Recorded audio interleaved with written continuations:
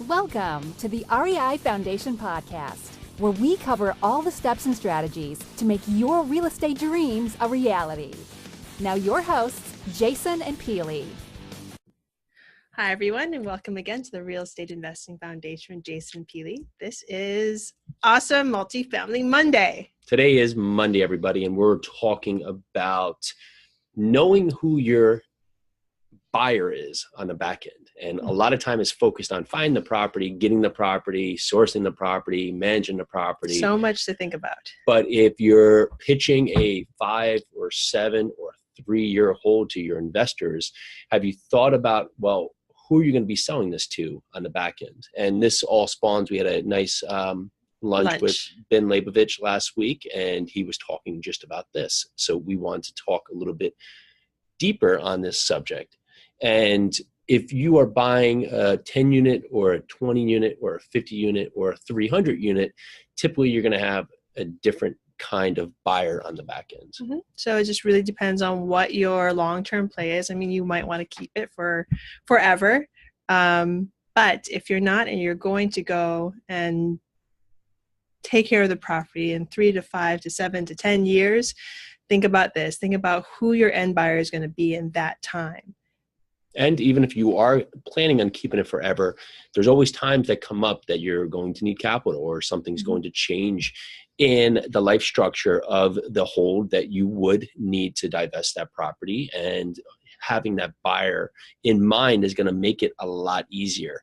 Generally, what you can think about is, are you selling this to another mom and pop or another investor or an institution? And if you can frame that by the type of properties you're going after, selling it on the back end is going to be a whole different thing. Typically, when you're selling it to another investor, even if they are running the numbers, they're still looking at the per unit price. Mm-hmm. Where if we're looking at institutional buyers, and they're typically going to be buying larger assets, 200 units, 300 units, we're looking to park capital, they're strictly looking at basically the income and their cap rate.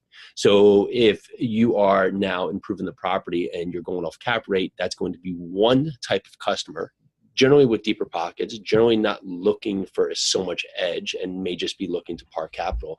However, if you are going after a smaller asset, 75 units, 12 units, 20 units, well, that buyer may be a doctor who's looking to just put some money in place, or another investor, as many of us are right now that aren't on the institutional side.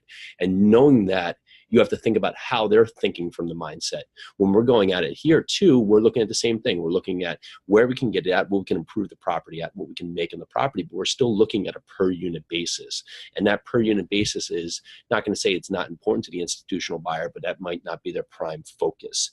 And also, the institutional buyer, on the other hand, is probably not looking at that 12, 15, 30 unit asset, whereas they are looking at 300 units, 600 units, portfolios, 200 units, something that makes sense for so much capital being able to go into the property, where they're not just parking $1 million, are able to park 20 million, where some of the other investors that we're thinking of on a single investor entity or doing syndications, we're okay with those smaller properties because we're able to meet the returns of our investors who aren't on the institutional grade side. So another tip though, and like we said, we talked to Ben Leibovich while he was here in New Jersey. Awesome guy. Look him up on Bigger Pockets, Ben Leibovich. Is that a tip?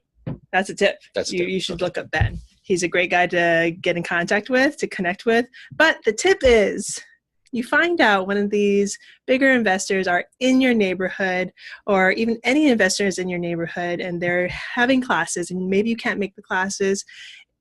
Invite them to coffee, invite them to lunch, get in front of them, pick their brains, and get out there, and you'll learn something. Even if you think you know it all, you don't.